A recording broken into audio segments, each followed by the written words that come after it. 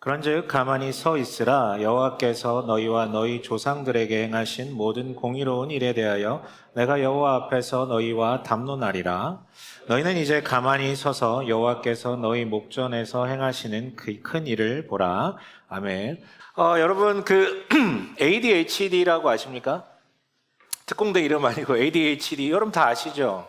이게 사실은 심리장애의 하나인데 우리에겐 너무 익숙한 단어가 돼버린 것 같아요. 주의력 결핍 과잉 행동 장애라고 얘기를 합니다. 그리고 우리에게 이 표현이 익숙해진 만큼 사실 우리 주변에 이 증상을 호소하는 사람들이 되게 늘고 있어요. 그리고 심지어는 내가 ADHD 아닌가라고 좀 의심하는 사람들도 되게 많거든요. 저는 굉장히 이 얘기를 많이 하는 사람을 잘 알고 있습니다. 내가 ADHD 아닌가? 바로 제 아내거든요. 매일 한 번 정도씩 꼭 물어봅니다. 분명히 방금 전까지 핸드폰 갖고 다니는 걸 제가 봤는데 늘 물어봐요. 내 핸드폰 어디 있지? 여보 나한테 전화 좀 한번 해줘. 매일. 지치지도 않고요. 가만 보면 이제 이것저것 하다가, 그러니까 이거 하다가 또 바로 또 저거 생각나면 저거 하다가 보면 이제 까먹어서 그런 것 같아요. 근데 그런 ADHD 아닌가라고 본인을 호소하는 그분이 또 자기 주변에 있는 누군가가 ADHD 아닌가라고 또 의심을 합니다. 바로 제 아들이죠. 준하를 보면서 쟤는 ADHD 같아. 막 이러는 거예요. 왜냐면 제가 봐도 좀 정신 사나울 때가 있거든요. 근데 저는 둘 다 ADHD가 분명히 아니다라는 것에 500원을 겁니다. 저는 확신이 있어요. 왜냐하면 사실 필요한 곳에는 굉장히 집중을 잘하거든요. 제 아내 같은 경우는 특별히 저에게 집중을 잘합니다. 굉장히 집중을 잘합니다. 저의 표정, 왜 이런 좋지 않은 반응 좋지 않습니다, 여러분, 이런 거. 저한테 집중하는 거 이제 넘어서 이제 본인 하는 일이, 이제 수학 문제를 내고 검답을 하고 편집을 하는 일에 집중하지 않으면 할 수 없는 일을 이미 하고 있거든요. 그렇기 때문에 이미 검증이 된 것이죠. 저희 아들도 마찬가지입니다. 물론 이제 되게 주의 산만한 것 같지만 자기가 좋아하는 운동을 할 때라든가 야구할 때라든가 아니면 이제 게임할 때라든가 엄청 집중이 입 이만큼 나가지고 막 이러고 있어요.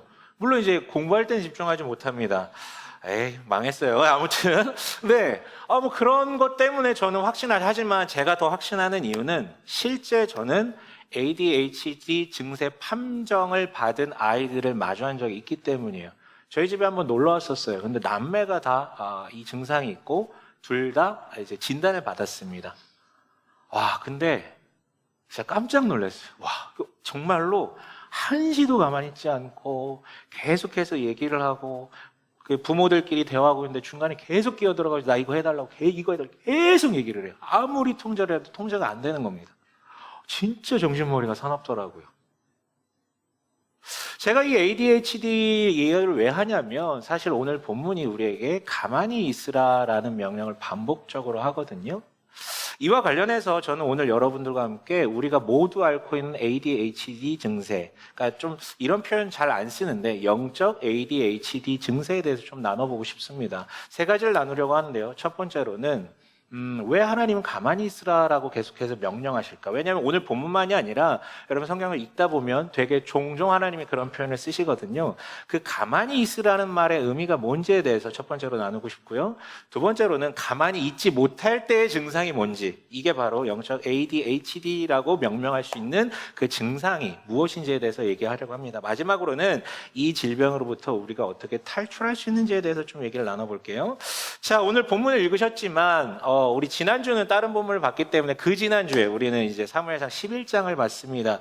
거기서 어떤 일이 있었습니까? 길르앗 야베스라는 이 이스라엘 중에 이게 소위 말해 부족이라고 해야 될까요? 거기서 이제 구원 요청을 보내죠. 우리 좀 살려달라고. 암몬이 쳐들어왔으니까. 그래서 사울 왕은 한 번도 자신의 왕권을 피력한 적이 없었는데 이때 이 소식을 듣고 전국에 소집령을 내려서 군사를 소집해서 그들을 박살내게 됩니다. 그리고 오늘 본문은 바로 박살낸 이후에 이스라엘 백성들이 길갈이라는 곳에서 모여서 총회를 벌입니다. 거기서 어떤 일이 일어나냐면 지금까지 사울이 왕답지 못하다, 왕이 될 만한 조건이 없다라고 생각을 해서 사울을 인정하지 못했던 수많은 사람들이 그 자리에서 환호하며 다 같이 인정하는 자리가 있었습니다. 그리고 오늘 이어지는 본문은, 오늘 우리 12장은요 바로 그 자리에서 사무엘이 그 마이크를 잡고 자신의 고별사를 남기는 장면을 들고 있어요. 여러분, 사무엘은 사사로서 선지자적, 제사장적 역할만 했던 게 아니라 왕적 역할, 즉 통치 역할도 했는데, 이제 모두가 인정하는 왕이 세워졌으니 이제 정치적 권한을 이 사람한테 다 넘기겠다라는 어떤 그런 발언을 하고 있는 것이죠. 그런데요, 오늘 본문이 되게 길잖아요. 혼자 독백하는 장면인데 이 긴 12장은 두 가지 명령으로 지탱되고 있다는 것이죠. 그런데 이 지탱되는 명령이 똑같다라는 거예요. 7절과 16절 개역개정으로는 너희는 가만히 서서라는 명령입니다. 자, 그렇다면 첫 번째로 가만히 서서 가만히 있으라라는 어떤 이 명령은 어떤 의미를 담고 있을까요? 성경에 되게 종종 등장하는데요, 사실 우리 주변에서 이런 명령 표현을 종종 듣곤 합니다. 이 중에도 강아지 키우시는 분들은 집에서 본인이 제일 많이 쓰실 거예요. 가만히 있어, 가만히 있어, 가만히 있어, 이런 표현 많이 쓰시고, 여러분 또 어린 아이들 키우고 있는 집들도 많이 쓰실 겁니다. 가만히 좀 있어라고 하면서 계속해서 얘기할 거예요.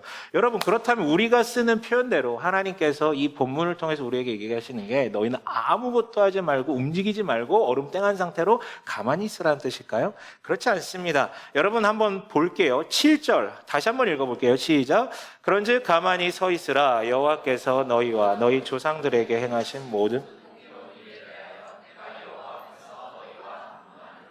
이렇게 얘기하고 나서 뒤에 이스라엘의 역사, 특별히 하나님께서 우리를 어떻게 구원하셨는지에 대해서 설명합니다. 그러니까 한마디로 뭐냐면, 가만히 있으라라는 것은 핵심이 아니에요. 그것은 종속 조건입니다. 그 뒤에 뭔가를 하기 위해서 잠깐 멈추라는 거죠. 가만히 있는 게 핵심이 아니라 그 뒤에 이어서 뭔가를 하기 위한 게 핵심이라고요. 16절도 마찬가지입니다.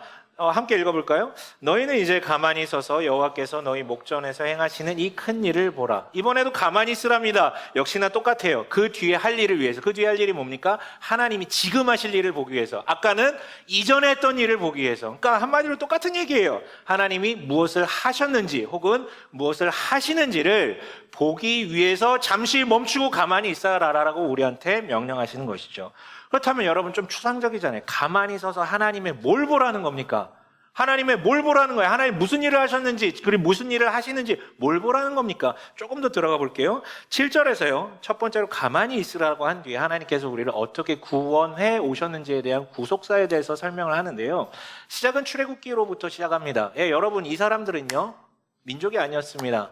이집트의 노예였어요. 종이었단 말이죠. 근데 하나님의 전적인 은혜로 말미암아 탈출했고, 하나님의 전적인 은혜로 말미암아 땅을 얻게 됩니다. 민족 국가가 됐어요. 자유민이 됐단 말이에요.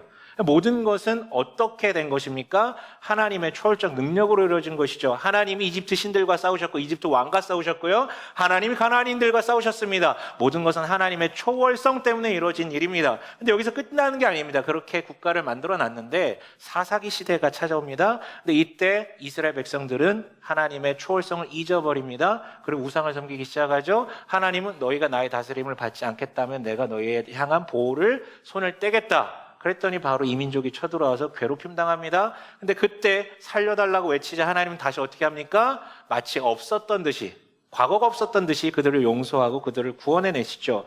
결국은 여러분, 여기서 얘기하고 싶은 것은 하나님은 사랑이라는 사실입니다. 한마디로 여러분, 하나님의 무엇을 바라보라는 것입니까? 하나님은 그 어떤 나라의 왕과 그 어떤 나라의 신과 비교할 수 없는 초월성을 갖고 계시고, 동시에 하나님은 이 세상 사람들의 논리와 전혀 다르게 우리를 향한 끔찍한 영원한 변함없는 사랑을 보여주신다라는 것, 그것을 보여주고 싶은 것이죠. 두 번째 명령 뒤에 나오는 내용도 동일합니다. 가만히 서서 보라고 하죠. 뭘 보라고 합니까? 17, 18절에 이렇게 되어 있습니다. 지금은 밀을 거두어 드리는 때가 아닙니까? 그렇더라도 내가 주님께 아뢰면 주님께서 천둥을 일으키시고 비를 내리실 것입니다. 그러면 왕을 요구한 것이 주님께서 보시기에 얼마나 큰 죄악이 있는지를 밝히 알게 될 것입니다. 사무엘에 주님께 아뢰니 바로 그날로 주님께서 천둥을 보내시고 비를 내리셨다. 여러분, 이거는 우리나라 기상과 조금 달라가지고 오해할 수 있는데요, 그 나라는요 건기와 우기가 확실하게 구분이 되어 있습니다. 건기 때는 절대 비가 오지 않습니다. 우기 때는 비가 많이 오지만 우리나라 비 오는 것만큼 오지는 않아요. 그냥 기본적으로 가문 나라니까요. 아무튼요 여러분, 근데 여기 지금 밀을 거두어 드리는 때라고 얘기하고 있죠. 이거는 정확하게 건기라는 뜻입니다. 절대 비가 올 수 없는 시기라는 것을 얘기하는 것이죠. 근데 사무엘의 기도 아래 비가 어마어마하게 내리고요. 천둥이 어마어마하게 칩니다. 즉 사무엘의 기도에 어마어마한 기적을 마주하게 된 것이죠.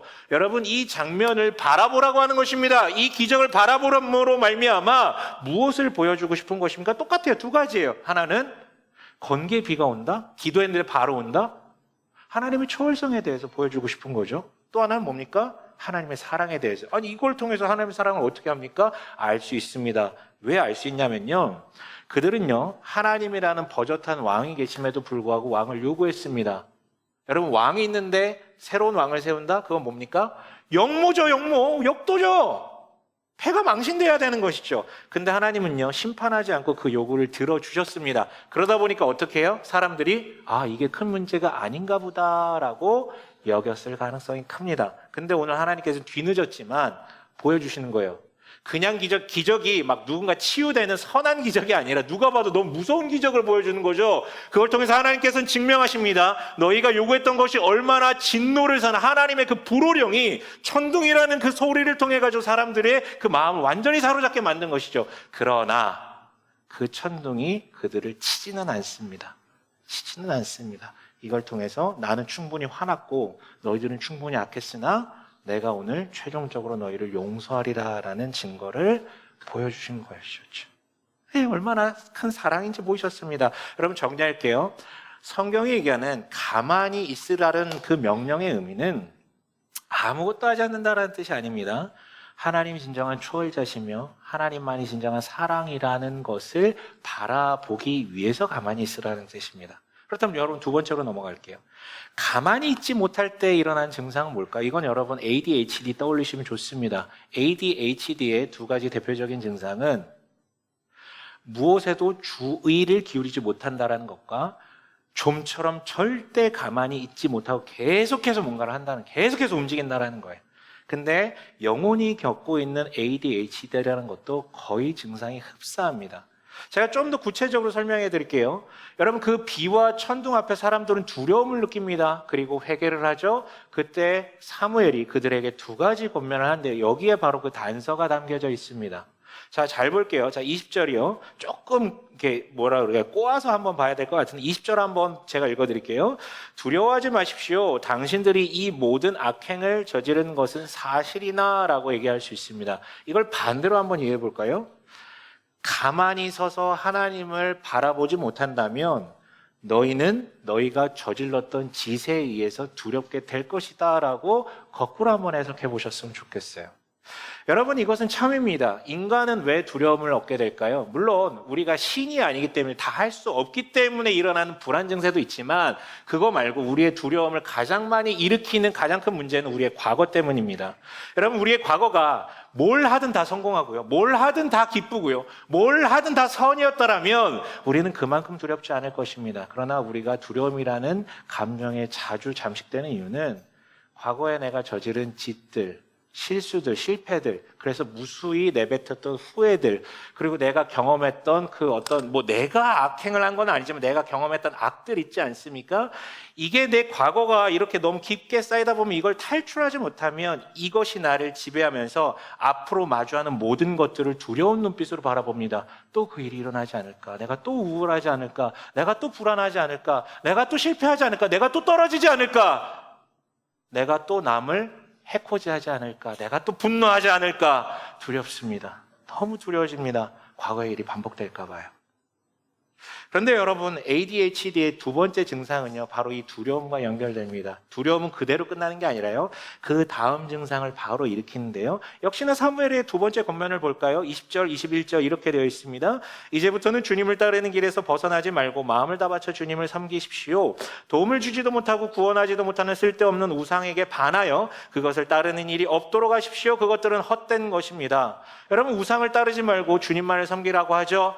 반대로 해석하시면 됩니다.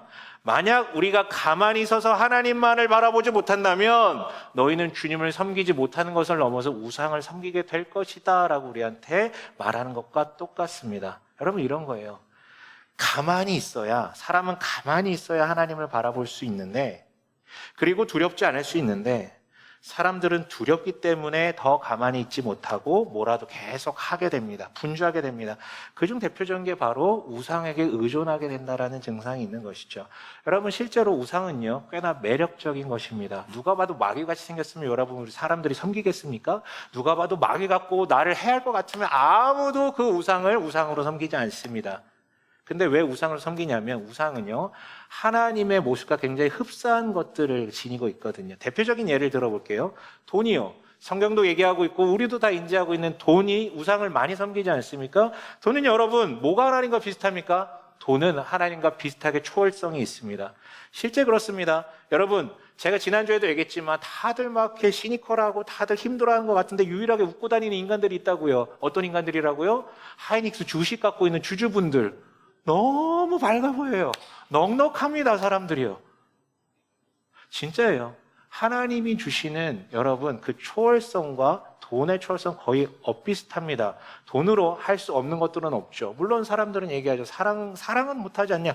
물론 사랑을 주지는 못하지만 사랑을 느낄 만한 조건들을 굉장히 많이 우리한테 제공해 줍니다. 돈이 많으면요, 선택할 수 있는 폭이 너무 넓어져요. 심지어 내가 일을 그만둘 수 있는 선택권도 나한테 주고요. 너무나도 좋죠. 하나님이 주시는 그 초월성과 흡사합니다. 그러나 문제가 있죠. 돈은 초월성이 있는데 돈은 하나님처럼 우리를 사랑하지 않습니다. 그게 가장 큰 문제입니다. 그리고 자기를 더 사랑하는 존재들에게 찾아갑니다. 돈을 누가 잘 봅니까? 돈을 지독하게 사랑하는 사람들에게 돈은 찾아갑니다. 또 다른 우상 하나 예를 들죠. 사람이라는 우상이 우리에게 있습니다. 사람은요, 하나님과 흡사합니다. 뭘요? 나에게 사랑을 준다라는 의미에서. 물론 하나님의 사랑만큼은 아닙니다. 이 사랑은 굉장히 변덕스럽습니다. 그러나 꽤 관계가 좋을 때는 연인, 부부, 부모, 자녀, 꽤 관계가 좋을 때는 정말 하나님이 우리에게 주시는 사랑과 흡사한 종류의 사랑을 줍니다. 그래서 우리는 외로움과 고독으로부터 벗어나게 되죠. 따뜻함이 생기게 됩니다. 문제는 초월적이지 못하다라는 거죠. 그래서 우리를 실망시키게 됩니다. 여러분, 옆 사람 보세요. 초월적이지 않잖아요. 물론 이게 몽따주가 이미 뭔가 초월한 것 같은 몽따주지만 여러분, 그런 능력이 우리에게는 없습니다. 여러분, 이런 것입니다. 우상은요, 하나님과 되게 비슷합니다. 초월성을 갖고 있거나 우리를 굉장히 사랑합니다. 그러나 우상의 가장 큰 문제는 이 두 가지를 동시에 갖지 못한다라는 것이죠. 그 결과 여러분이 그것을 의지하는 만큼 그것은 반드시 언젠가 여러분에게 복수할 것입니다. 무너뜨리게 만들 것입니다. 그래서 여러분, 사무엘이 오늘 우상을 가리켜서 굉장히 긴 수식어를 하나 표시하는데요. 이게 적합합니다. 뭐라고 되어 있냐면 도움을 주지도 못하고 구원하지도 못하고 쓸데없는 우상이라고 표현하고 있죠. 여러분, 실제 증거가 있습니다. 이스라엘 사람들이 이 당시에 우상시했던 건 뭘까요? 우리 사울 얘기했잖아요.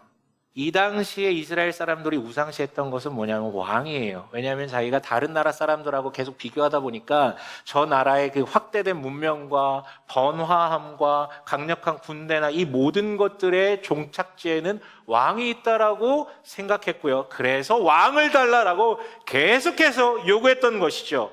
그리고 하나님은 그것을 용인해 줬습니다. 그러나 이스라엘의 역사는 우리한테 증명하죠. 그들은 왜 망했다고요? 그들이 그토록 바랬던 왕에 의해서 빼앗김을 당하다가 마지막에 그 왕 때문에 망했다라고 우리한테 증언합니다. 여러분, 이게 사실입니다. 그런데 여러분, 우리는요, 일부 사람들만이 아니라 우리 대부분의 사람들은 모두 ADHD를 앓고 있습니다. 정말이에요. 그럼 성경이 얘기하는 가장 재미난 구절 중에 하나인데 이 구절을 소개해 드릴게요. 로마서 1장 19절에서 20절에 이렇게 되어 있습니다. 함께 읽어볼까요? 하나님을 알만한 일이 사람에게 환히 드러나 있습니다.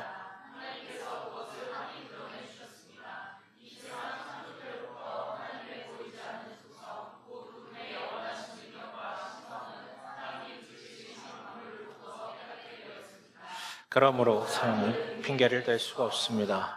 이 구절 너무 재밌지 않습니까? 뭐냐면 사람은 타고나길 하나님을 알만한 능력이 이미 주어져 있다는 거예요. 그러니까 어려서부터 모태신앙이기 때문에만 하나님을 알아가는 게 아니라 하나님을 전혀 들어본 적 없는 존재일지라도 사람이라면 타고나길 하나님을 알 만한 능력이 있다라는 것이죠. 자연, 그가 지으신 자연 만물을 보면서요. 단 조건이 있습니다. 가만히 있을 수 있다면. 제발 주의를 기울이고 가만히 있을 수 있다면 하나님을 알 수 있다라는 것이죠. 문제는 성경이 얘기합니다. 인간은 절대 가만히 있지 못한다라고요. 왜냐하면 가만히 있으면 하나님을 마주하게 될까봐 두려워서요. 여러분, 인간이 어떤 존재라고요? 성경은 처음부터 얘기하죠. 인간은 하나님을 주인 삼는 것을 거절하고 자기가 주인이 되고 싶어서 그걸 결단하고 떠난 존재라고요. 근데 가만히 있으면 하나님을 바라보게 되거든요. 그걸 견딜 수가 없습니다. 그걸 바라보는 순간 내가 뭔가 순종해야 될 것 같거든요. 안 볼라 그래요. 안 볼라 그러고 나는 내 힘으로 살 수 있다라는 것을 더 검증받기 위해서 더 열심히 뭔가 움직입니다. 나는 왕이야. 나는 왕적 존재야라는 것을 인정받기 위해서 더 열심히 부산 떨면서 움직이는 것이죠. 게다가 여러분, 우리 시대는 그것을 더 부산스럽게 만듭니다. 여러분, 성도분들과 대화하다 보면 되게 재미있는 현상 하나 발견합니다. 여러분들 기도 제목 올리는 것들 제가 되게 매주 보거든요. 근데 그 중에 꽤 많이 올라오는 제목 중에 하나가 이거예요. 게으른 것 같다. 자기 너무 게으른 것 같습니다. 하나님께 기도하고 싶다. 게으른 것 같으니 이걸 좀 해결했으면 좋겠다고요. 근데 제가 뭐 그분이 집에서 어떻게 사는지, 뭐 회사에서 어떻게 하는지 그걸 다 알지는 못하지만 제가 추적한 그렇게 게으름에 대해서 기도하시는 분들의 삶을 가만히 보면 절대 게으르지 않아요. 절대 게으르지 않아요. 그러니까 객관적으로 게으르지 않은데 자기가 그렇게 느끼는 것 뿐이에요. 왜요? 우리는요, 아무것도 안 하면 내가 도태된다. 나는 무가치하게 될 것이다. 라는 나도 모르는 그 불안감을 갖고 있는 세대를 살고 있기 때문이에요. 이 세상이 우리를 계속해서 압박합니다. 너 가만히 있는 거, 그거는 도태되는 지름길이라고요. 고로 여러분, 우리 시대 사람들은요, 나도 모르게 게으름과 가만히 있음을 동의어라고 봅니다. 아니요. 여러분 늘 말하지만 진짜 게으름은 아무것도 안 하는 사람이 아니라요, 아무것도 안 하는 걸 못하는 사람이 진짜 게으른 거예요. 멈춰야 내가 지금 제대로 살고 있는지를 점검할 수 있는데, 멈춰야 내가 무엇을 위해서 살아야 되는지를 바라볼 수 있고, 멈춰야 내 주변에 주어진 이 모든 것들이 얼마나 소중한 것인지를 바라볼 수 있는데, 멈추지 못하니까 불안해서 두려워서 더 열심히 비비대다가 넘어지는 것이죠. 진짜 게으름은 못 멈추는 거예요, 두려워서. 게다가 우리 시대는요, 정말로 가만히 있지 못하게 우리의 시선을 빼앗는 것들이 너무나도 많습니다. 도파민 파티 아닙니까, 여러분? 늘 얘기하지만 우리의 신앙은요, 이것만 없애면 바로 한 단계 업그레이드 될 거예요. 정말입니다. 정말입니다. 너무나도 웃기지 않습니까? 여러분, 우리 건강들 되게 맨날 헬스하고 막 맨날 좋은 거 먹으려고 그러고 지 몸뚱아리에 들어가는 먹을 것에 대해서는 그렇게 분별하는데 왜 자기 뇌에 들어가는 정보에 대해서는 전혀 분별하지 않습니까? 왜 계속 노출됩니까? 너무 웃긴 거예요. 그냥 먹으세요, 행복하게. 아무거나 드세요. 맛있게 드세요. 여기 먼저 분별하십시오. 그래서 여러분, 웃긴 것은 제가 사탄은 아니지만 사탄의 빙의 된다면 사탄도 촌스럽게 예전처럼 계속해서 유혹하거나 핍박하거나 하지 않습니다. 사탄은요, 요즘 다른 전략을 쓰죠. 주의력만 빼앗으면 됩니다. 그리고 그런 도구들은 너무나도 많이 널려 있거든요. 여러분, 사람들은 착각합니다. 자기가 아무것도 하지 않아 이룬 게 없어서 두려운 것이라고 착각하는데요, 반대입니다. 도리어 가만히 있지 못하기 때문에, 그래서 하나님을 바라보지 못하기 때문에 더 두려운 것일 뿐입니다. 여러분, 그렇다면 우리가 이 영적 ADHD로부터 탈출하기 위해서 무엇을 어떻게 해야 됩니까? 여러분, 이것은 ADHD를 실제 정서적 그 ADHD를 탈출하는 과정을 우리가 추적해보면 단서를 얻을 수 있을 것 같은데요. 우선 뭐가 있어야 됩니까? 그 벗어나려면 ADHD로부터? 여러분, 그 아프면 어디 가요? 병원 가서 뭐 받았습니까? 약 받잖아요. 그 약을 먹어요. 물론 약이 막 치료를 하지는 않지만 증상을 완화시키면서 상담을 통해서 그것들을 좀 끌어올리거든요. 약이 있어야 됩니다. 여러분, 약이 필요해요. 뭐 제가 이렇게 얘기한다 그래서 여러분, 그래서 우리에게는 구약과 신약이 필요합니다.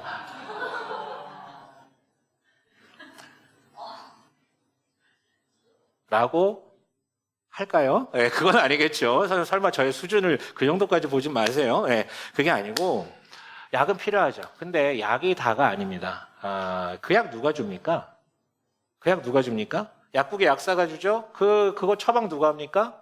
의사가 하죠. 그럼 끝인가요? 아니요. 여러분, 약의 종류는 계속 바뀔 수 있습니다. 의사도 바뀔 수 있어요. 약사도 바뀔 수 있어요. 근데 그 아이가 계속해서 그 약을 먹게 되는 이유는 무엇 때문입니까? 무엇 때문입니까? 아이가 지 스스로 지 입에다 이 약 털어놓는 거 보셨습니까? 여러분, 그 애들 키우는 부모님들 약 먹을 시간이네요. 저 약 먹으러 갈게요. 이런 애들 없습니다. 걔네들이 돈이 있습니까? 그걸 체크할 능력이 있습니까? 없습니다. 심지어 자기가 뭐가 문제인지도 자각할 능력이 없습니다. 그러나 그 아이에게 약을 갖다 주고 약을 사주고 계속해서 약을 먹게 하는 그 대상은 바로 누구죠? 부모죠. 그 부모는요, 그 아이가 치료될 때까지 모든 수단을 강구합니다. 실제로 그렇습니다. 제가 아까 그 남매가 ADHD 증세가 있다라고 말씀드렸잖아요. 근데 그 친구들 되게 많이 호전됐어요. 물론 약 먹습니다. 병원도 갑니다. 근데 왜 호전됐습니까? 부모가 끔찍하게 사랑하거든요. 그리고 놓지 않거든요. 어떻게든 되게 하거든요. 여러분, 결론이 이거예요. 아이가 지금 어떠한지, 아이가 어떤 기질의 친구인지, 아이가 어떤 문제를 겪고 있는지는 중요하지 않습니다. 아이가 아이다운 것은 중요하지 않고요. 부모가 정말로 부모답다면 이 문제는 해소되는 것입니다. 마찬가지입니다. 여러분, 아이가 스스로 ADHD로부터 해방될 수 없는 것처럼 우리 역시 내가 느끼고 있는 이 강력한 ADHD 증세로부터 벗어날 길은 별로 없습니다. 그런데요, 오늘 본문은 단서에 대해서 명료하게 얘기하죠. 22절에 이렇게 되어 있습니다. 함께 읽어볼까요? 시작. 주님께서는 당신들을 기꺼이 자기의 백성으로 삼아 도와주시기로 하셨기 때문에 주님께서는 자기의 귀한 명예를 지키기 위해서라도 자기의 백성을 버리지 않으실 것입니다. 여러분, 우리가 사는 세상의 논리는 간단합니다. 네가 저지른 짓 때문에 네가 지금 그걸 당하는 것이고 네가 잘했기 때문에 네가 이렇게 복받는 것이다 라고 우리한테 계속해서 얘기를 하죠. 그렇다면 아이가 아프다면 그건 아이의 책임입니다. 그래서 우리는 과거에 잘못된 것을 경험한다면 계속해서 두려움을 느낄 수밖에 없습니다. 그러나 하나님은 다르죠. 하나님은 너의 너다움 때문에 내가 너를 대하는 게 아니라 나의 나다움, 하나님의 하나님다움 때문에 그런 하나님의 하나님다움의 근거에서 우리를 대하신다라고 분명하게 선언하시죠. 여러분, 그렇다면 우리가 주의력 결핍, 과잉행동 장애로부터 벗어날 수 있는 길은 단 하나입니다. 우리는 주의력 결핍을 계속해서 겪을 수밖에 없지만 하나님은 우리를 향한 주의력을 단 한 번도 내려놓은 적이 없으시다. 그분은 우리를 향한 주의력에 단 한 번도 결핍된 적이 없다라는 것을 믿는 것이요. 더 나아가서 우리는 절대로 가만히 있지 못하는데 그런 가만히 있지 못하는 우리를 위해 그분도 가만히 있지 않았다라는 것을 온전히 믿는 것이요. 이거 외에 방법이 없습니다. 여러분, 그런 하나님의 초월성과 그의 사랑을 기억하고 바라보면 되는 것입니다. 물론 여기까지만 얘기하면 이 중에 누군가는 물어보실 것입니다. 뭐라고요? 목사님, 알겠는데요. 그래도 지금 여기 있는 사람들은 눈으로 봤잖아요. 비가 내리고 건기에 비가 내리고 이렇게 그 천둥이 치는 거 봤잖아요. 그런 놀라운 일을 보면 나라도 믿겠는데요? 나라도 의지하겠는데요? 당장에 나를 그냥 깔끔하게 깨끗하게 치료해 주신다면, 내가 정말 바라지 않는 그것을 나한테 딱 갖다 주신다면 나는 정말 믿을 수 있습니다. 근데 과연 그럴까요? 어느 정도는 맞습니다. 제가 목회를 하면서 가장 큰 딜레마가 그거예요. 무언가 강렬한 체험이 있고요, 무언가 강렬한 경험이 있는 사람들의 신앙은 꽤 단단해 보입니다. 정말이에요. 자기가 직접 체험했기 때문에, 놀라운 걸 봤기 때문에. 근래 그런 걸 경험한 사람일수록 더 단단하죠. 그러나 저는 반대의 경우도 압니다. 저는 정말로 그런 기적과 같은 일들이 되게 많이 일어나는 영성 가운데서 자라났거든요. 정말 많이 봤어요. 근데 제가 봤던 많은 사람들이 실제로 지금 교회를 다니지 않습니다. 예수를 믿지 않습니다. 왜 이런 일이 발생했을까요? 그런 놀라운 일을 보고서도요. 저는 마지막에 결론을 내렸습니다. 그분들은요, 예수를 모르더라고요. 예수를 바라보지 못하더라고요. 이게 무슨 뜻이냐면요. 하나님이 우리를 위해 무슨 일을 하셨는지를 기억하기 위해서 주신 분이시자, 하나님이 오늘 너를 위해서 무엇을 하고 계신지를 보여주기 위해서 주신 분이 바로 예수이기 때문인데, 그 예수를 바라보지 않는다라는 거예요. 여러분, 예수님은 어떤 분이십니까? 그분은 마치 여러분, 마른 하늘의 날벼락이라고 하죠. 건기에는 절대 비가 올 수 없는데, 그 어떤 천둥이 칠 수 없는데 오늘 일어났던 그 기적처럼, 하나님은 절대 인간이 돼서는 안 되고 되는 건 너무나도 이상하고 한 번도 사람들은 상상한 적이 없는데, 마치 건기에 비가 오는 것처럼 사람들은 절대 하나님께서 인간이 된 것을 상상해 본 적이 없는데, 그는 그렇게 벼락같이 이 땅에 임하셨습니다. 그리고 끝이 아니죠. 만약에 그렇게 오셨다면, 그분이 정말 하나님 맞다면 이 세상을 심판해야 됩니다. 마치 하나님이 그때 천둥으로 우리의 마음을 찢어버려가지고 심판해야 됐던 것처럼요. 그러나 그는 심판하지 않으시고요. 이번에도 분명하게 확실하게 용서하셨죠. 그리고 그 증거를 남기셨죠. 죽으심을 통해서요. 여러분, 이것입니다. 우리가 예수를 정말로 집중해서 바라볼 수 있다면 가만히 멈출 수 있게 됩니다. 그 예수를 통해 하나님의 초월과 하나님의 사랑을 마주하게 됩니다. 그러면 우리는 두려움으로부터 벗어납니다. 더 나아가서 우상으로부터도 벗어나죠. 깨닫게 되는 거예요. 야, 내가 저렇게 절절매면서 저거 얻고자, 저거 없어서 저렇게 힘들었는데 그게 아니었구나라는 것을요. 그런데 여러분, 여기까지만 얘기하면 너무 추상적이죠. 한 가지 구체적인 방법론, 우리가 ADHD로부터 벗어날 수 있는 구체적인 방법론 한 가지만 더 말씀드릴게요. 여러분, 이것은 하나님께서 우리에게 구체적으로 제안하신 정말 방법입니다. 출애굽기 20장 8절에서 9절에 이렇게 되어 있습니다. 함께 읽어볼게요. 시작. 안식일을 기억하여 그날을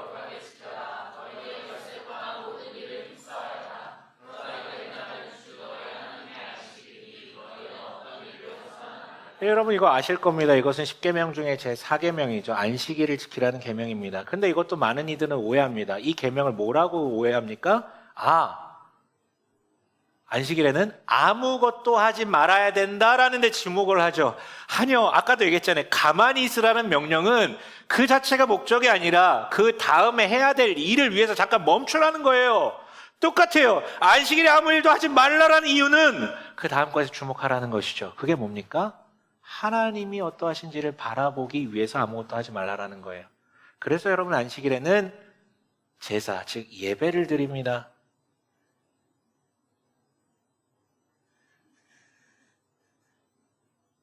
그래서 그 가운데 들려진 말씀과 오감각을 통해서 마주한 그 어떤 흠양하는 것들, 시각을 통해 바라보는 것들을 통해서 하나님 우리에게 어떤 일을 하셨는지 기억해내고 바라보게 되는 것이, 더 나아가서 그 맥락선상에서 보면 내가 6일 동안 너무나도 바쁘게 살다 보니 놓쳤던 나의 가족들, 나의 형제 자매들, 내가 누리고 있는, 오늘 내가 밥 먹고 있는 이런 것들이 가만히 멈추다 보니 바라보게 되는 거예요. 아, 내가 오늘 먹고 사는 것도 참으로 감사한 일이었구나. 6일 동안 더 없어. 왜 더 없는 거야? 왜 우리는 저 집처럼 없는 거야? 이것만 봤는데 그게 아니었구나. 하나님은 오늘 하고 계신 일들을 바라보게 된다는 것이죠. 그렇게 되면 주의력 결핍은 사라지게 됩니다. 그리고 그분의 초월과 사랑에 잠식되면 어느새 나를 짓눌렸던 두려움도 사라지게 됩니다. 우상이 얼마나 우상다운 것인지도 바라보게 됩니다. 그래서 여러분, 안식일은요, 가만히 서서 하나님을 바라보게 만들어서 우리에게 주는 안도함을 우리에게 가져다 주게 됩니다. 그래서 저는 안식일을 안식일이라고 부르지 않고요, 이렇게 표현하는 걸 즐겨합니다. 안도하는 날이라고요. 안도하는 날. 하나님의 하나님 되심을 바라봄으로 말미암아 안도하는 날. 마치 여러분 6일 동안 부모가 옆에 있음에도 불구하고 부모를 바라보지 못해서 전전긍긍하는 애들과 같습니다. 막 우는 거죠. 막 절절긍긍하다가 이 안식일을 통해서 부모를 마주하고 안도하는 것. 그게 안식일입니다. 그래서 여러분 유대인 사상가이자 소설가 아하드 하임이라는 사람은요 이렇게 표현한 적이 있습니다. 이스라엘이 안식일을 지킨 것보다 안식일이 이스라엘을 지킨 것이 더 크다. 그래서 여러분들에게 말씀드립니다. 주일과 안식일이 조금 개념 차이는 있지만 그 맥락은 똑같거든요. 여러분 주일을 그렇게 지키십시오. 여러분 내가 주일을 지키는 것 같죠? 막 무거운 몸 이끌고 가서 주일을 지키는 것 같죠? 아니요. 주일이 여러분들을 지키는 것입니다. 여러분 예를 들어서 이 가운데도 계실 거예요. 뭐 애 키우는 부모님들 막 특히나 어린애 데리고 여기 와가지고 예배 못 드려요. 애 보다 그냥 가는 거예요. 뭘 예배를 드립니까? 어떻게 드립니까? 그럼 한 주 동안 너무나도 피곤하게 사시던 여러분들 이 자리에 올라오는 거 너무 피곤하지 않습니까? 와가지고 졸잖아요. 그래가지고 자잖아요. 힘들잖아요. 정서적으로 어려움을 겪고 계신 분들 어렵잖아요. 오면은 알아요. 그러나 여러분 있어야 할 자리에 있을 때 오롯이 집중하지 못할지라도 그 1시간 반이라는 시간 가운데 나도 모르게 나에게 스쳐 지나가는 감각들 있지 않습니까? 들은 것, 맡은 것, 먹은 것, 본 것, 만진 것. 잠깐이지만 그 감각이 여러분들 하나님을 바라보게 합니다. 그리고 나머지 6일간의 시간을 책임져 주고 중심을 잡아주는 시간이 되는 것이죠. 부디 주일을 거룩하게 여기십시오. 지키시길 바랍니다. 그래서 우리 여러분 영적인 ADHD로부터 벗어나는 우리 되시길 주님의 이름으로 간절히 축원합니다. 아멘.